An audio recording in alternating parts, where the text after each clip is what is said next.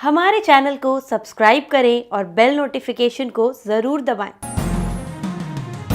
ज्योतिष रतन केंद्र चैनल में हमारे सभी प्रिय दर्शक गणों का बहुत बहुत हार्दिक स्वागत और अभिनंदन। मेरे प्रिय साथियों, मैं हूं आचार्य पंडित सर्वदानंद शर्मा और आज के इस कार्यक्रम में आपके लिए लेकर के आए हैं मासिक राशिफल। और ये मासिक राशिफल जो है माह नवंबर 2021 का है। लेकिन नवंबर राशिफल की हम चर्चा करें मेष राशि से लेकर के और मीन राशि तक, उससे पहले इस माह नवंबर में ग्रहों की गोचर में स्थिति क्या रहने वाली है, पहले उससे भी आपको अवगत कराएंगे, उसकी भी जानकारी आपको देंगे। क्योंकि उन ग्रहों की स्थिति के आधार पर ही जो ये राशिफल तैयार होता है और हम आपके सम्मुख लेकर के आते हैं, ये उसी पर आधारित होता है। और बीच में हमारे पास कमेंट बॉक्स में ऐसे अनेक कमेंट्स भी आए हैं। उन्होंने कहा है कि हमको ग्रहों की स्थिति जो होती है उस माह की, उससे ज़रूर अवगत कराया करें गुरुजी। तो इसीलिए मासिक राशिफल की चर्चा करने से पहले हम आपको ग्रहों की गोचर में जो वर्तमान स्थिति रहने वाली है माह नवंबर में, उससे अवगत कराएंगे। और साथ ही आपको ये भी बता दें कि ये जो मासिक राशिफल है पूर्ण रूप से लगन राशि पर आधारित है, यानी कि आपके जो लगन भाव में जो राशि है उसी पर आधारित है, चंद्र राशि पर आधारित नहीं है। ये भी हम आपको यहाँ पर स्पष्ट करना चाहते हैं। तो आइए आपको ग्रहों की स्थिति से अवगत कराते हैं। सूर्यदेव 16 नवंबर 2021 को अपनी नीच राशि तुला से निकल रहे हैं। बहुत अच्छी खबर है सभी के लिए, 12 राशियों के जातकों के लिए। 16 नवंबर को ये निकल जाएंगे अपनी नीच राशि तुला से और अपनी मित्र राशि वृश्चिक में ये प्रवेश करने वाले हैं, जहां इनकी युति शत्रु ग्रह केतु के साथ बनेगी तथा 21 नवंबर से और माह के अंत तक अपने समग्रह बुध के साथ भी रहेंगे। ये मंगल ग्रह अस्त एवं मार्गी अवस्था में अपनी समराशि तुला में पूरे माह संचार करते रहेंगे तथा 16 नवंबर तक इनकी युति अपने मित्र ग्रह सूर्य के साथ रहेगी इस राशि में तुला में, तथा 2 नवंबर से 21 नवंबर तक अपने शत्रु ग्रह बुध के साथ भी ये रहेंगे। 29 नवंबर को ये पूर्व में उदय हो रहे हैं, यानी माह के बिल्कुल लास्ट में जाकर के उदय होंगे। ये बुध ग्रह 2 नवंबर से 21 नवंबर तक अपनी मित्र राशि तुला में अपने समग्रह मंगल के साथ बने रहेंगे, लेकिन ये 7 नवंबर को पूर्व में अस्त होंगे और 21 नवंबर को ये अपनी मित्र राशि तुला से निकलेंगे और अपनी सम राशि वृश्चिक में ये प्रवेश करेंगे, जहां इनकी युति अपने मित्र केतु और सूर्य के साथ माह के अंत तक बनेगी। गुरु बृहस्पति अपनी नीच राशि मकर में फिलहाल संचार कर रहे हैं अपनी समग्रह शनि के साथ समराशि में मार्गी एवं उदय अवस्था में, लेकिन 20 नवंबर को ये अपनी इस नीच राशि से निकल करके अपनी सम राशि कुंभ में प्रवेश करने जा रहे हैं। 20 नवंबर से इनकी भी स्थिति में सुधार होगा, ये भी अपनी नीच राशि से बाहर आएंगे 20 नवंबर को, जहां ये फिर पूरे माह के अंत तक बने रहेंगे कुंभ राशि में 20 नवंबर से लेकर आगे तक। शुक्र ग्रह पूरे माह अपनी सम राशि धनु में ही संचार करते रहने वाले हैं मार्गी एवं उदय अवस्था में। शनि ग्रह पूरे माह अपनी स्वयं की राशि मकर में मार्गी एवं उदय अवस्था में संचार करते रहेंगे तथा 20 नवंबर तक इनकी युति अपने ही इसी राशि में अपने समग्रह गुरु बृहस्पति के साथ बनने वाली है। और राहु अपनी मित्र राशि वृषभ में पूरे माह बने रहेंगे, केतु भी अपने मित्र राशि वृश्चिक में पूरे माह संचार करते रहेंगे, लेकिन 16 नवंबर से इनकी युति माह के अंत तक सूर्य के साथ और 21 नवंबर से माह के अंत तक अपने मित्र बुध के साथ रहेगी।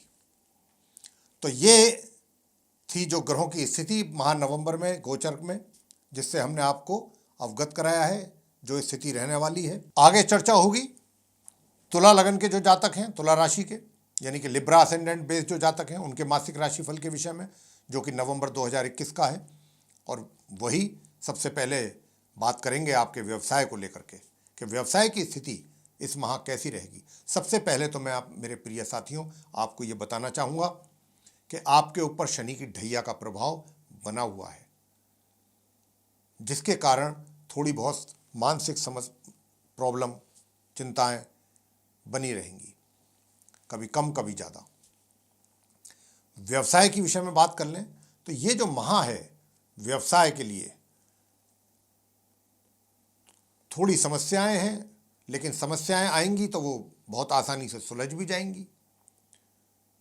ग्रह स्थिति यही बोलती है कि समस्याएं पैदा भी होंगी, समस्याओं का समापन भी होगा आपके द्वारा। एक तरफ समस्याएं आएंगी, दूसरी तरफ आप उनको सॉल्व करेंगे, यानी कि वो समस्याएं आपके ऊपर हावी नहीं होंगी। कब तक नहीं होंगी? माह की 20 तारीख तक, नवंबर की 20 तारीख के बाद समस्याएं आपके लिए बढ़ने वाली हैं माह के अंत तक। तो एक तो आपको रखना है इस बात का विशेष ध्यान। दूसरा, जो भी कार्य करें किसी के ऊपर निर्भर ना रहें, किसी के ऊपर डिपेंड ना रहें। जो भी कार्य करें पूरा उसके ऊपर अपना फोकस हो। जो भी रेस्पॉन्सिबिलिटीज आप लेते हैं अपने हाथों में, और पूरा फोकस होना चाहिए उस पर, अपने काम पर, और पूरा कंसंट्रेशन होना चाहिए, और ऑनेस्टली उस काम को आप परफॉर्म करें। क्योंकि यहाँ पर स्थिति ऐसी है 20 नवंबर के बाद कि आपके बनते हुए कार्यों को भी जो लग रहा होगा आपको कि बहुत अच्छा तरीके से जा रहे हैं, वो भी कहीं ना कहीं आपको परेशान कर सकते हैं, वो भी बिगड़ सकते हैं। ऐसी स्थिति है। तो इसलिए हम आपसे यहाँ पर ये सुझाव दे रहे हैं कि आप थोड़ा सतर्क रहिए, सतर्कता से काम करें अपने। धन की स्थिति कैसी रहेगी? भाई धन की स्थिति तो देखिए, माह के आरंभ से लेकर माह की 16 नवंबर तक धन की स्थिति अच्छी रहने वाली नहीं है। हो सकता है कि कहीं अगर आप रोजगार में हैं तो सैलरी आपकी किसी कारण से रुक जाए या सैलरी कम पहुंचे। बहरहाल धन के आगमन की स्थिति हमें अनुकूल दिखाई नहीं पड़ रही है। माह जो है वो 16 नवंबर यानी कि माह के मध्य से थोड़ा उसमें सुधार आपको मिलेगा देखने को माह के अंत तक, लेकिन बहुत अच्छी स्थिति तब भी मैं नहीं कहूँगा, क्योंकि सूर्य मालिक हैं आपके एकादश भाव के, लाभ भाव के, वो नीच अवस्था में है। तो धन का आगमन और धन की सेविंग ये दोनों ही प्रभावित रहेंगी इस नवंबर माह में। तो मेरे प्रिय साथियों, इस बात को, इसके हम उपाय आपको देंगे।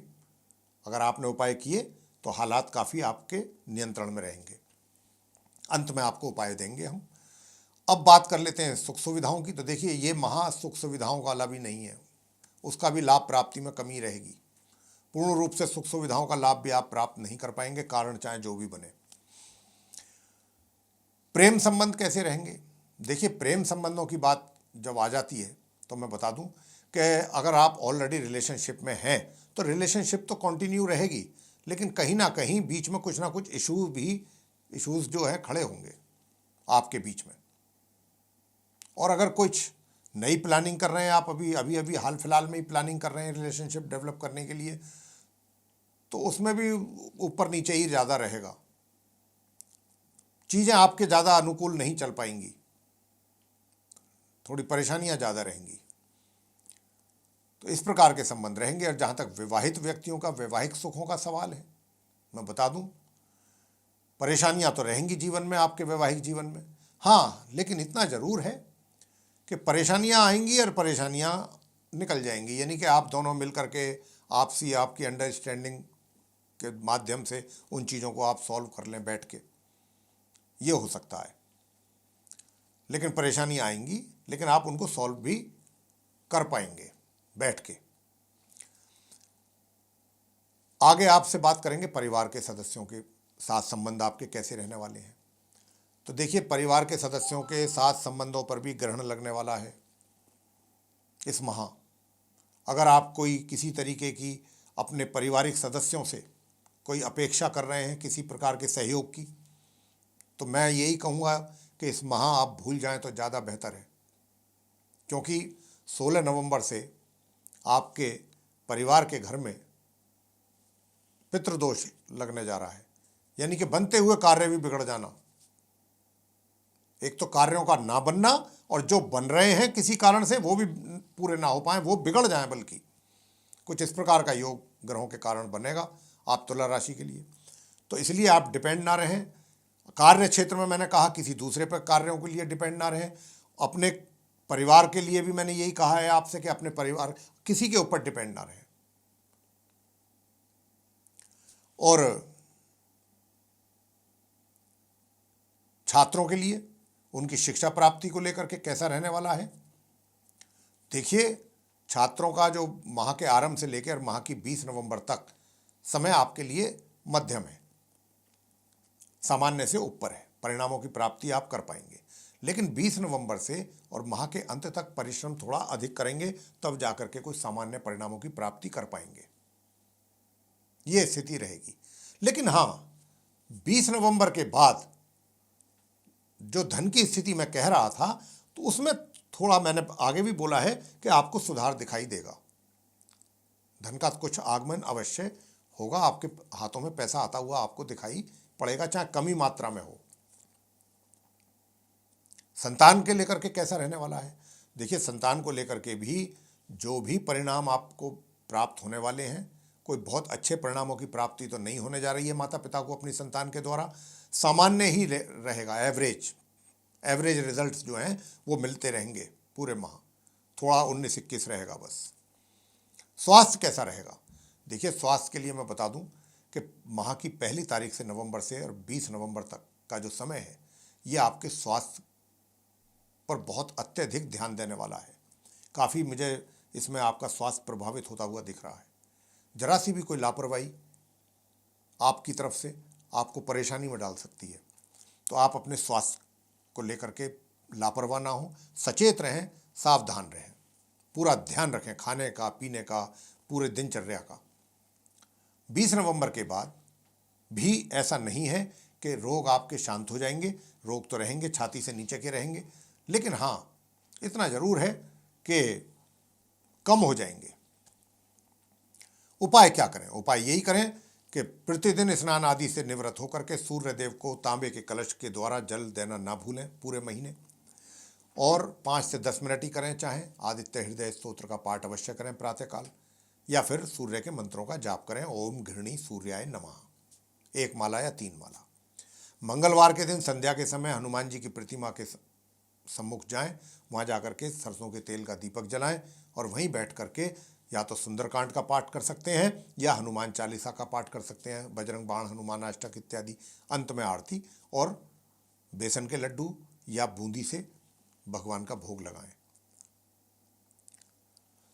बुधवार के दिन गणपति जी के श्री चरणों में पान के पत्ते पर 2 मोतीचूर के लड्डू रख करके उनको भोग लगाएं, चढ़ाएं। और गुरुवार के दिन, बृहस्पतिवार के दिन केले के वृक्ष की पूजा करें, लेकिन ये जो केले के वृक्ष की पूजा करनी है सिर्फ 20 नवंबर तक करनी है, उसके बाद नहीं। और अमावस्या पड़ेगी एक दिन पूरे माह में, उस अमावस्या के दिन किसी ब्राह्मण को अपने हाथों से भोजन अवश्य करा दें।